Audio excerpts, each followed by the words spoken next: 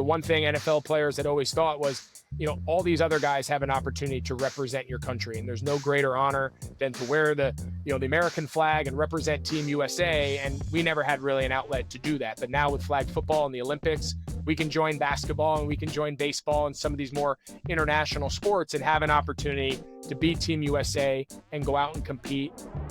Travis Kelce, he turns 36 in October. Where do you think he goes from here? Man, he's got the world at his fingertips, right? I think he's one of the unique guys that's going to be able to control how he leaves the game and when. And that's not the reality for most guys. My last season, I was 36, albeit at the later stages of my career wasn't as productive as Travis is. So I think he is one of the few people, one of the few players, athletes, the team he's on, the respect he's had only playing for one organization his whole career. I think he's going to be one of the handful of guys that is going to be able to kind of determine when that end is, and it's going to be when he says it is. Because, again, he was highly productive last year. I think we've kind of gotten spoiled that we think every year he's going to have 1,200 yards and 10 touchdowns, and I don't think people realize just how hard that is. But, yeah, I wouldn't put a limit on anything he does. Could he play for one more year and call it? Sure. Could he play for 2 or 3 more years? Sure. I don't know where he stands. I know he's obviously preparing and training hard. I'm looking forward to seeing him here in a couple weeks and catching up. But I wouldn't be surprised any path that he takes, and he certainly has a lot of options. Yeah. I think a guy kind of knocking on that door, being part of the elite group, is Brock Bowers. Can he be the best tight end in the NFL by the end of the season? Do you think that's realistic? Yeah, I think the sky's the limit for Brock. I've said countless times, I think over the last 10 years, maybe longer, he's the best tight end prospect we've seen come out of college. I mean, remembering him as a freshman at Georgia, playing in the SEC against the best players in the country, and just how good he was and how productive he was. And then, he's 6'5", but he's fast and he's strong. Like, you just don't have a lot of guys with his physical skill set and then the production, both at the college and then now through 1 year in the NFL, to match. So yeah, I think he can be as good as anybody we've seen at the position. Obviously, the one reality about the tight end position is you are very dependent on system, play calling, quarterback. What does your wide receiver core look like? Like, there's a lot more that goes into it at the tight end position in regards to your consistent production than just how good you are. There's a lot of really good guys around the league that don't have the production, that don't have 1,000 yards, and it's not because they can't.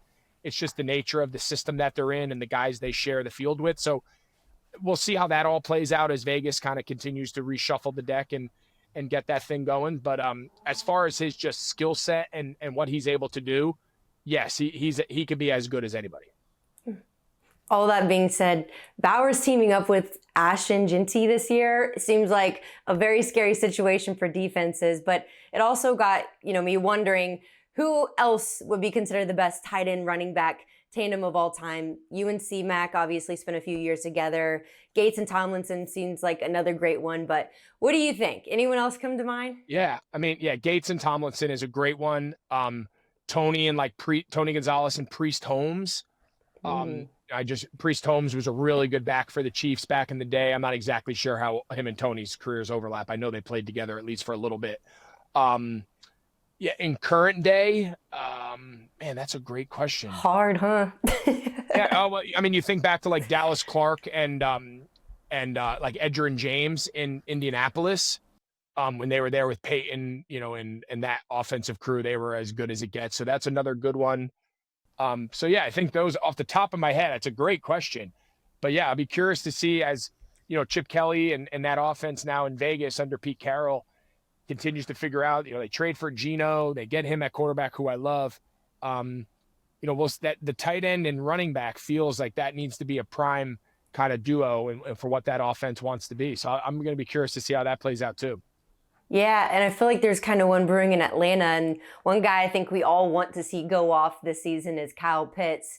Every year he's got, of course, these big expectations that has, nothing to do with him necessarily, but, expectations put on him and continues, it not falling short of them, I guess I would say. But what do you think has prevented him from meeting that potential to this point? Yeah, I think anytime you get drafted as high as he did, especially at the tight end position, fair or unfair, there's going to be a Yeah. very lofty expectations of what you're going to be. And then listen, there's that.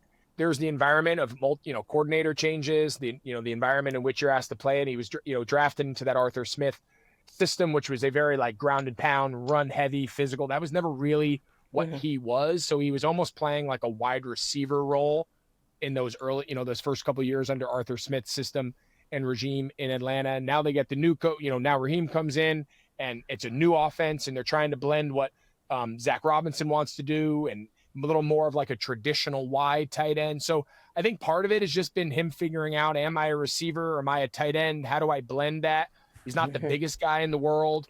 I think a guy like him, the advantages are when you're playing tight end. As you move further from the ball, his skill sets are now not as unique as they are when he's closer to the ball because the guys he's playing against, corners and whatnot, are used to guarding wide receivers. So now all of a sudden you bring a tight end for as fast as he is, he's not a wide receiver. So I think they got to get him closer to the ball and get some of those matchups. In order for them to do that, he's got to get in there and play true tight end at times. So I still think they're trying to figure all that out. But yeah, from a talent level, he's obviously very talented. Yeah. Last couple of questions for you. So your Panthers went out and got a huge weapon in the draft in Tito Rowe McMillan. How much do you see him impacting year 3 for Bryce Young? Yeah, I've heard nothing but great things about him both before the draft and since Carolina's drafted him. They love what they've seen in the offseason. They love what they saw on tape at Arizona. He's big, he's strong. You kind of get that like Mike Evans comp. Again, it's lofty expectations. Mike's a future Hall of Fame guy with what he's been able to do down in Tampa. So, but that's kind of the body type. I think that's like the image the team views him in: big, contested catches, go up and get it, strong at the catch point.